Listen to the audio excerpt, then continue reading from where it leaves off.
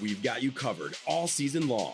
Welcome to the BCSN Nation podcast, powered by Buffalo Wild Wings. All right, here it is. Welcome, Season 3, Episode 34 of the BCSN Nation podcast, powered by Buffalo Wild Wings. Let's go, sports bar. Feels weird doing that with Mason Lowry at the table. I just want Mason to do it instead. Hey, in case you didn't know, Mason's here with us today. And, of course, Justin Feldkamp joining us. You're not Alyssa. Alyssa looks different today. Hi, guys. Alyssa sounds different today. Things are getting weird, and we've just begun.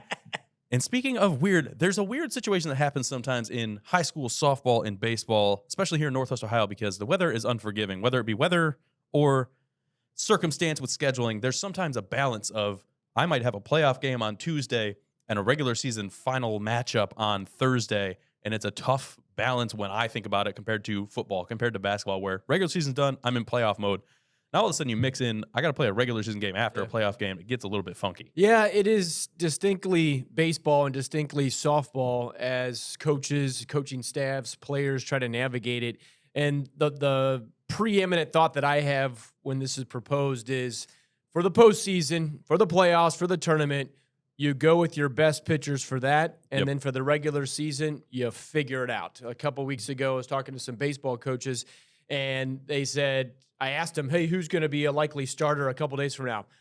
I don't know, because they don't know, because they're trying to figure it out based on, okay, who did we start on a Tuesday? How many innings did they go? How many pitches did they throw? A little different with softball, obviously, because the wear and tear on an arm doesn't necessarily occur as much with softball, but that is the preeminent thought in talking to coaches over the course of decades. That's what they go with. They'll figure out the rest, but they put their best foot forward when it comes to the postseason. Well, heaven forbid, Mason, you line up that regular season matchup and our regular season NLL championship or what have you is on the line too, right? Well, yeah, and I've seen it happen in years past where a coach prioritizes the postseason, which obviously one should do in that situation, over possibly winning a league championship, and then they lose both the league title and they get bounced way too early from the playoffs because that great pitcher maybe gives up one run and you lose 1-0 in the district semis or something like that. And it kind of unfairly penalizes the smaller schools who certainly aren't going to have pitching depth. Yeah. You know,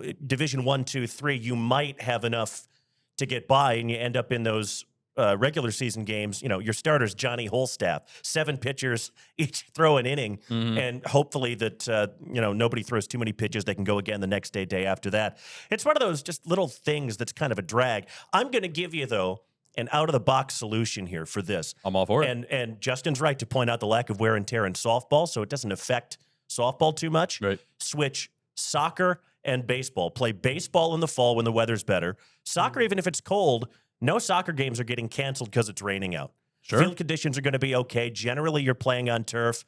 I don't know. You can get more baseball games in. You won't have to intermingle playoffs and regular season, and soccer's going to soccer anyway, so who cares? Are you listening, OHSAA? It's me, Mason. Yeah. We know they're not. Yeah, I know. I that's a debate. That is definitely, I think, it opened up a can of worms because you're thinking of, all of the potential players who would play both football and baseball, and then how do you figure out, football is a time commitment. Every high school sport is a time commitment, but, football's essentially 6 out of 7 days a week.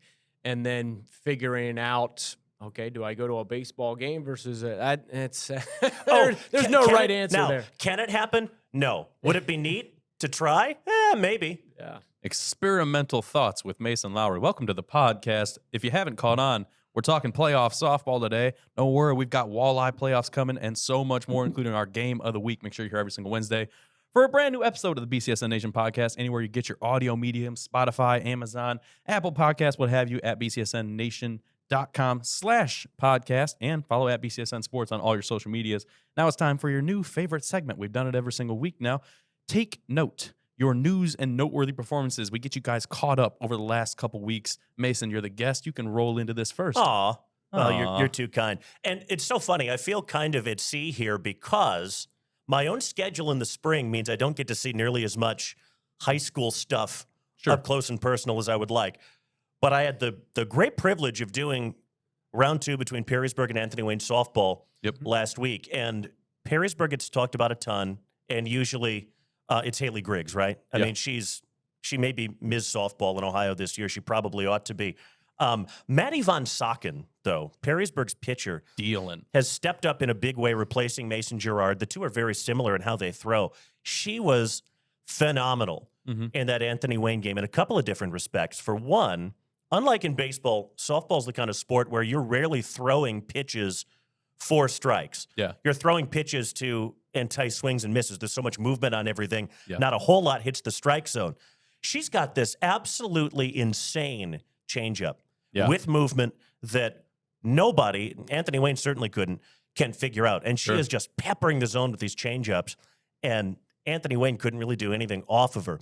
The other thing that impressed me so much, really two hard hit balls off of her in that game, one of which was Megan Sumner's home run. Cut the deficit in half from 4-0 to 4-2. After that, 8 up, 8 down. They didn't threaten after that. She shut them down. And that can be, we've seen in seasons past where an Anthony Wayne, let's say, gets out on you, or you get out ahead of them by a little bit, they come back, and that's it, because Anthony Wayne just keeps coming and coming and coming. And Maddie 𝗦𝗫𝘶𝗀 made sure that didn't happen. I was so impressed at her own, not just the changeup, but the mental toughness to bounce back from that and just be impeccable the rest of the way. Justin, you're up. All right, I always like to bring up the state rankings in this section of the podcast. Yes. Perrysburg, as you just mentioned, number 2 in Division 1. In Division 2, you got Anthony Wayne still number 1 despite a couple of those losses. Last check, I think Anthony Wayne has 3 losses, 1 to Mercy and 2 I think to they're up to 4. Perrysburg. Okay, on the adding regular on season. 1. So my point is their losses are to quality opponents. Yes. Clay is ranked 7th in Division 2. Springfield now in the top 10 in Division 3 at 10. In Division 4, we got Lake at 6, Bryan at 7. Eastwood is 6th in Division 5. Otsego is 10th in Division 5. And then down to Division 7, we got Mohawk at 5, Calvert at 7, Monroeville at 8, New Rigo at 9, and Ayersville at 10. And then I wanted to shine a spotlight on top 3 CHSL standouts from each St. Ursula, Notre Dame, and Central Catholic. Brooke Bowers from St. Ursula hitting 700 with 35 hits, 5 home runs, 28 RBIs. 700. You got Notre Dame's Peyton Shively hitting 597, 37 hits and 18 RBIs. And then Central Catholic's Mackenzie Coleman, 491, 27 hits, 17 runs, and 24 RBIs. So well-rounded plate impact players for each of those 3 teams as we move towards the postseason, and for each of them, opportunities to win some postseason games, not only in the OHSA tournament, but in the CHSL division tournament as well. Justin mentioned Clay. They've somehow snuck under the radar at number 7 in Division 2, and they've got, of course, Brenda Radebaugh. Everybody knows her in Northwest Ohio, but Maddie Franke batting .467. Ellie Haynes batting .493. That's the top of the NLL Cardinal. Olivia Haas at .420, and they've got Zoe, I'm going to try this, Zadrodnik, I believe.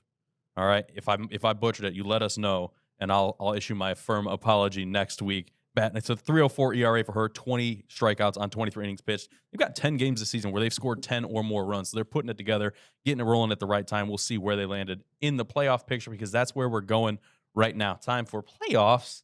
Playoffs. We're starting this thing Division 1. We'll get this rolling. We got plenty of brackets. If you are listening on audio medium, you might want to go find this on the YouTube. Pull up the brackets. Steve started it up. Here we go. Division 1, Northeast 1 is where we get started on this. And this is Massillon Jackson up at the top, taking on Whitmer, and then Findlay and St. Joseph down there at the bottom. Both of these games we played on May 19th at 5 p.m. Winners obviously take each other on.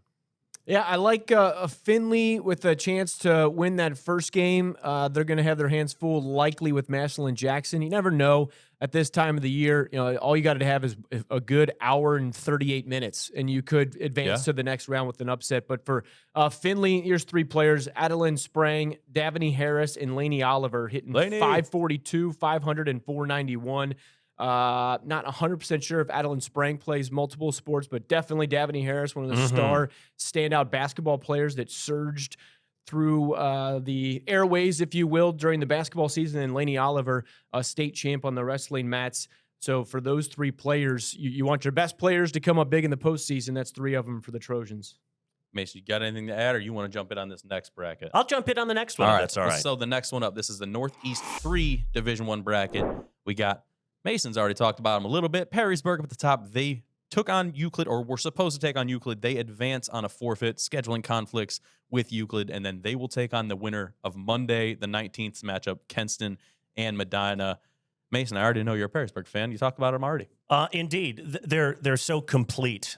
They remind me a fair bit of last year's Anthony Wayne team. The only real difference being that Anthony Wayne last year and this year has 2 pitchers instead of 1. Last year, Cat Myers was the other one. This year, it's Piper Phillips and Piper and Molly Connor are the 2 best ERAs in the Northern Lakes League. This Perrysburg team, I'll be floored if they don't end up in Akron. Sure. And I'm not all that bothered by who they might see once they get out of the district.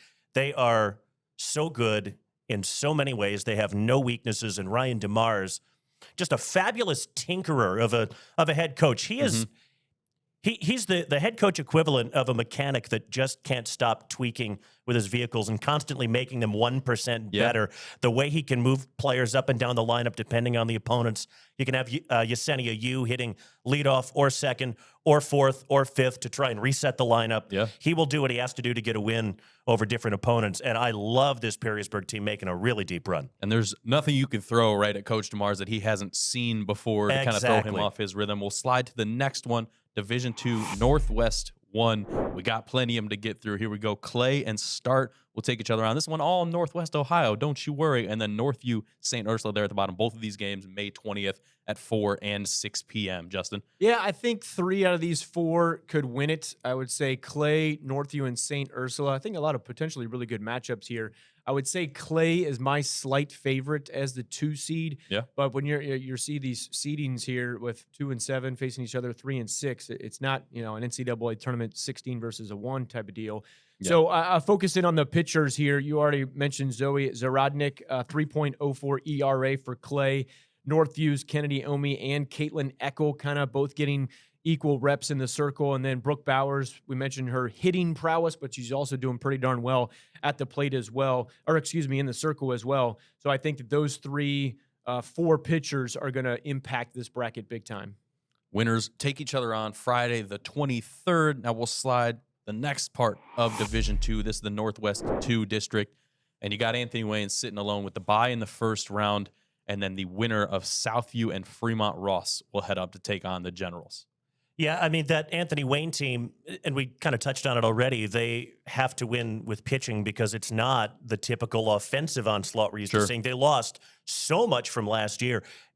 They're still the number 1 ranked team in the state in Division II, despite the 4 losses and despite the people that they have lost. They should take care with relative ease of either Southview or Fremont Ross. They blew them out in the regular season. What's bothering me here is that there's only the 2 Northwest Ohio districts. They're drawn into different regions. So we could, in theory, have 2 teams from the Toledo area playing in a state semifinal. That's great and all, but it's just the wear and tear on the travel. And you've got one team going over near Cleveland, another one going down near Dayton. It just doesn't, to me, make a lick of sense. Yeah, I'm curious to see how that plays out, and maybe some of the games that you might call for BCSN to see what their thoughts on that are, because theoretically having 2 representatives from our area at that level would be kind of cool. Yeah. But again, kind of juxtapose that against what you mentioned, the travel and the wear and tear on midweek games, et cetera. We're already losing out on great rivalry matchups, Perrysburg, Anthony Wayne, Springfield, et cetera, because of the new divisional format. And now you're sending people all over creation to play these relatively early tournament games. Not a fan. Yeah, Anthony Wayne should win against the winner of Southview and Fremont Ross. Definitely. You mentioned Piper Phillips and Molly Connor. Piper Phillips, last check, 52 innings pitched. Connor, 82 innings pitched. And then 150 strikeouts for Molly Connor. That'll get the job done. That's basically 2 an inning-ish. So, I mean, she has just been remarkable, the University of Notre Dame commit. But I'll give you some players to keep an eye on in those other matchups. Fremont Ross, Southview, Ruby Almaguire for Fremont Ross hitting 491, and Zoe Jacobs for Southview hitting 438. Southview has been down, relatively speaking, in the NLL, whether you're talking about the current Buckeye and Cardinal divisions or prior to those divisions. But on the maybe a little bit of an upswing for Southview as they try to continue to develop and build that foundation. Right, last bracket here, the first chunk. Mason mentioned Springfield. You're going to see them right here. Division III Northwest 1. They're up there at the top, first round bye. Notre Dame and Bowser, the winner of that, will take on Springfield. Central Catholic Waite, Maumee, and Rogers. All those first round matchups you see will play on Thursday, May 15th at the higher seeded team's home field. Winner of that top one takes on Springfield. Yeah, these games are going to be at Clay once you get into the district semis and finals. For 𝗦𝗫𝗶𝗵𝘁𝗆 at Springfield, she has kind of been there, done that, been on varsity, it seems like, for 6 years. And then the pedigree that family has when it comes to softball, I think they're going to be relying upon her. Coach Rob Guad's another guy who's been there, done that. You alluded to Ryan DeMars for Perrysburg. Same deal for Coach Guad's with the Blue Devils. For Notre Dame, I like Maddie Hager, Lily Ogrodowski. They can make an impact for Maumee. It's Taylor Smith for Central Catholic, Addison Brinkman. I think those could be some key cogs for any of these teams if they are fortunate to advance. This is obviously the meat and potatoes of the Northwest Ohio BCSN footprint district, with all of these teams categorized in D3, Northwest 1 district. But I give Springfield the edge. I think Maumee, maybe Notre Dame. Notre Dame should handle Bowser, and then maybe Notre Dame could advance out of that and maybe upset Springfield, but give me the Blue Devils. Absolutely. Yes, Springfield played Maumee once in the regular season, beat them 11-1, so you would think it's Springfield's district to lose. Yeah. Once they get out of the district, the region that they're drawn into in that semifinal game, probably going to get Aurora or Canfield, both of whom are ranked above Springfield in the Max Preps rankings, and I know there's a bunch of permutations that go into that. Aurora in D3 is 4, Canfield 6, Springfield 9, but that Blue Devils team can really hit it, and they've got so many players that can change a game with one swing of the bat. You know, they might win a bunch of tournament games 9-6 or something. They're that kind of team. We're going to catch our breath real quick. We'll hear 30 seconds from Buffalo Wild Wings, and then we got a couple more brackets to get to. Go ahead and hit that commercial break, Steve.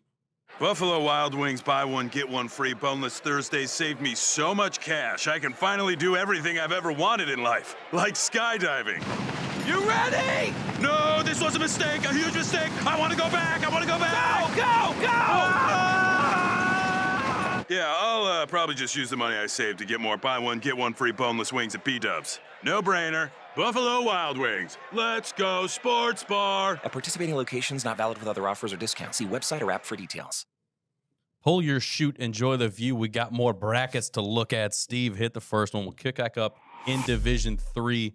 The other half of this bracket, Northwest 2, Salina up at the top. They get their first round bye. And then you've got Defiance and Lima Senior, Elida, Lima Shawnee, and then Wapak and BG down there at the bottom.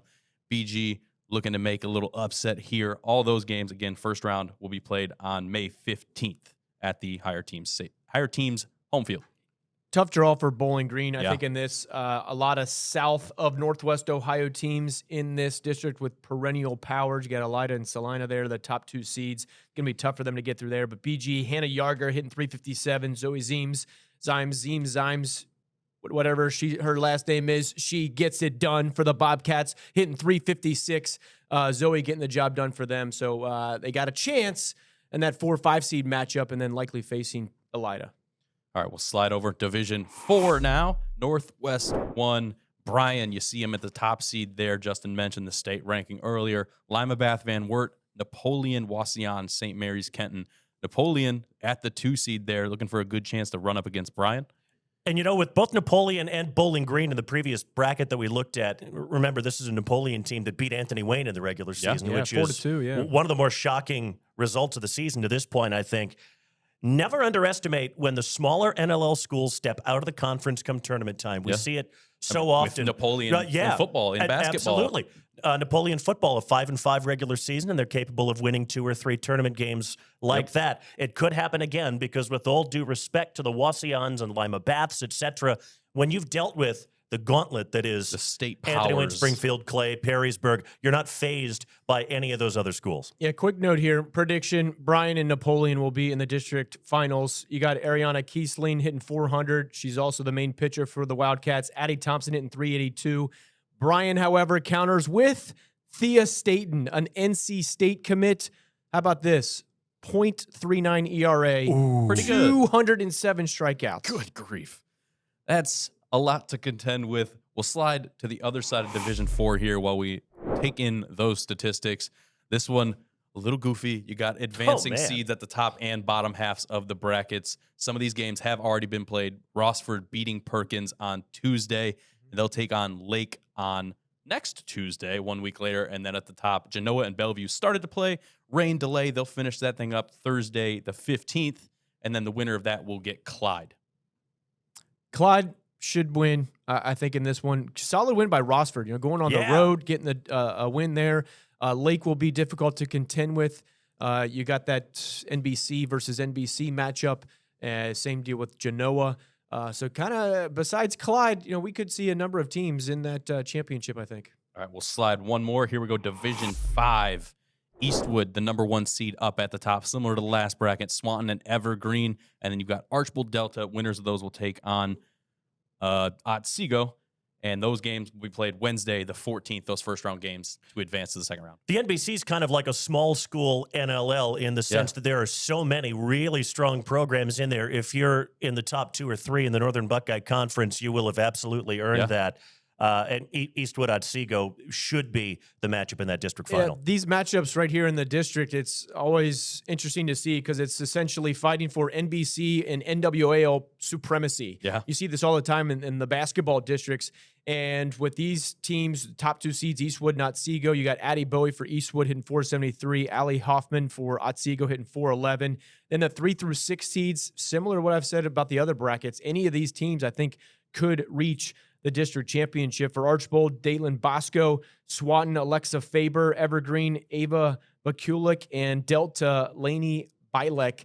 Some names to keep an eye on. All right, Division 6. A lot of these games got played the night before we recorded this for you guys. So Toledo Christian, Ottawa Hills, Northwood all making early exits from the Division 6 playoffs, falling to Margaretta, Woodmore, and Lakota. Gibsonburg sitting there up at the top. And now we'll slide to our final bracket here, Division 7. Here we are. Tiffin Calvert, the number 1 seed up at the top. Cardinal Stritch will have to take on Danbury for the right to take on Calvert. Old Fort, St. Joe's Central Catholic, Sandusky Central Catholic, and Hopewell Loudon round out the bottom half of that. Stritch looking to get a first-round win.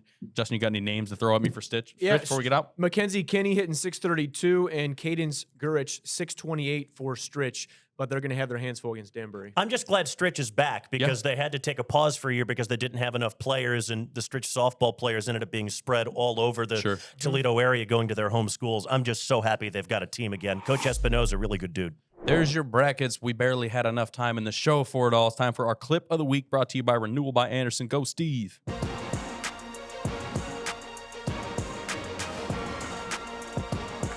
We've already talked a little bit about this game, but here we go. We go back to May 7th, Perrysburg and Anthony Wayne. Allie Seuberling. Allie, see you later. Bye. Morgan Haverman sitting there on second base, gets a free little trot back home. Yellow Jackets win their first NLL title since 2018. My favorite part about this, you don't see it in the highlight we got playing. First 2 pitches of the at-bat. Allie got the sign for bunt from the coach. She said, Coach gave me the bunt sign my first 2 pitches. I was like, what? I'm ready to hit. Come on. And boy, howdy, did Allie Seuberling hit and out of here. 4-2, the Perrysburg win that Mason mentioned earlier, as Maddie Van Socken was dealing in this one. Yeah, I called that game, and I think as she's rounding third, I think I called it an accidental home run almost. And how often do you see that where somebody tries and fails to bunt, and they end up hitting one that in the end wins them the game? Because we talked about the Megan Sumner home run that came right after that. That's her first home run of the season too, Allie Seuberling, which is pretty remarkable because that is a power swing for sure. I mean, that left the yard real quick. Justin? Mixed emotions there as a coach. Get the bunt down. We gave you that instruction as a team player. But, I sometimes think, did they really try to get that bunt down, or did they want to go up and swing it? I get it. You want to play team softball. Come on. That's the quote. I tell you what, if you are the coach, you're happy in the sense that you didn't get the bunt down, but you made up for it in a huge way. You're still making a run after that, though, for not getting the bunt down. I don't care if you won us the championship. 2-run home run. I don't care. NLL title. You can run for as many laps as there are in NLL title. They're first since 2018. You want more clips just like that? Head over to our TikTok at BCSN Sports. Real quick before we get into our game of the week, we got to talk about Walleye playoff hockey. Here we go. Taking on the KC Mavericks. The Walleye are in the Western Conference Finals. This one Thursday, May 15th, 8 p.m. Eastern Time, 7 p.m. Central Time. So make sure you relax an extra hour before this thing gets rolling. The Walleye ready to go after beating Fort Wayne and Indy in their first 2 series. These are the top 2 teams in the Western Conference in the regular season. Just what you want to see in the final. Yeah, 2-3-2 series format. First 2 in KC, the next 3 in Toledo. College signees have been pretty important after the NCAA tournament wrapped up. Yeah. The Walleye snatched 3 guys, Dylan Moulton, Colby Ambrosio, and Billy Moskal. Coach Pat Mickish said that it creates depth and it kind of adds another piece to the playoff puzzle.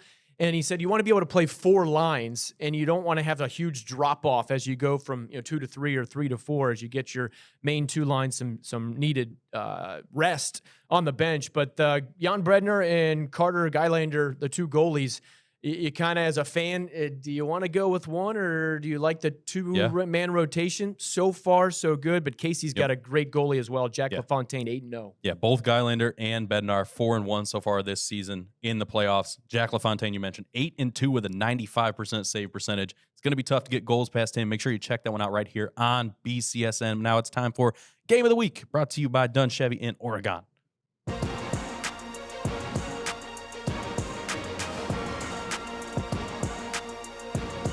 Game of the Week, City League Championship, Wednesday, the 14th. If you're listening to it, just wait till this ends. Give yourself a little bit of break and go check out a City League Championship on BCSN plus Lima Senior and Wait.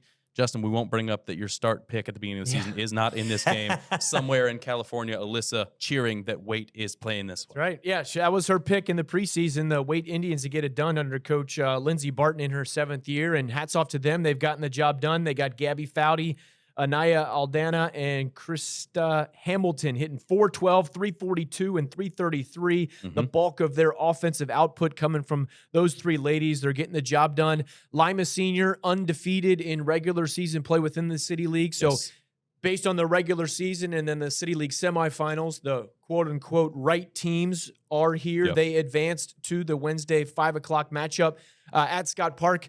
Hats off to the City League and UT. A lot of synergy with the TPS and Scott Park and UT. A lot of good partnerships evolving there, and part of that partnership is playing a championship game at a college-level facility. So that's great news for them.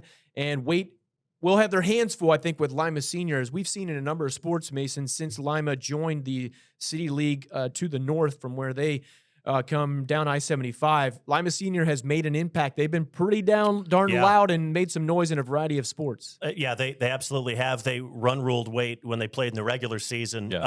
Lindsey Barton, whom you mentioned, and I'm glad she's getting a shout out here. Hey, Lindsey, hope you're well. A very good friend of my wife and I. In fact, my wife teaches at Wait. They teach across the hall from one another. I reached out to her just to insider trading. Yeah, just to get a little bit of intel on what that first matchup was like. She feels really good about their chances coming into this one as long as they play clean softball early in the game. They made a couple of miscues early on, and that was basically the end of them. They kind of got the sense that the body language wasn't great after that. Started to think, here we go again. They've come a long way, though, over the course of this season, and I wouldn't be shocked at all if round 2 for the league championship goes very different to round 1. We'll see if that plays out the way Mason predicts. That's tonight, May 14th. On 5 p.m. on BCSN+. We'll be right back to wrap up the whole show after 30 seconds from Buffalo Wild Wings. I've saved so much money enjoying Buffalo Wild Wings BOGO half-off traditional wing Tuesdays. I can finally afford everything I've ever wanted in life.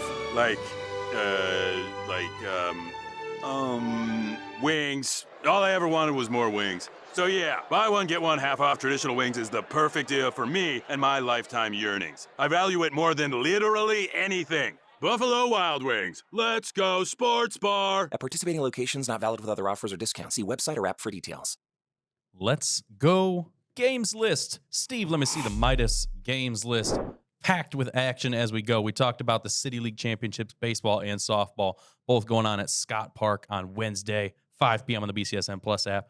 Thursday, Walleye back at it in KC, taking on the Mavericks. We got NCAA baseball, Toledo taking on Central Michigan on Thursday and Friday. Scott Park's going to be busy the next couple of days, ladies and gentlemen. BG Ottawa Hills on the baseball side of things going at it. And then we've got 2 championships on the track and field side. City League on Thursday, NLL championships on Friday, and Defiance looking to make the Northwest Ohio sweep. They beat Perrysburg last week, looking to take on St. John's on Friday. One note, UT baseball needs 1 win to clinch a spot in the top 6 MAC tournament standings, so that's a huge opportunity for them. And then City League and NLL track and field, catch it if you can. Looking excited for that. And by the way, we only got like a month and a half left until the IFL comes back to town for the Italian Bowl. I know Mason's ready for it. Make sure you head over to their website, get tickets. It's coming up soon. Follow at @MLowery_BCSN, at Justin Feldkamp. Of course, follow at BCSN Sports. We'll see you right here next week for another episode. We're out.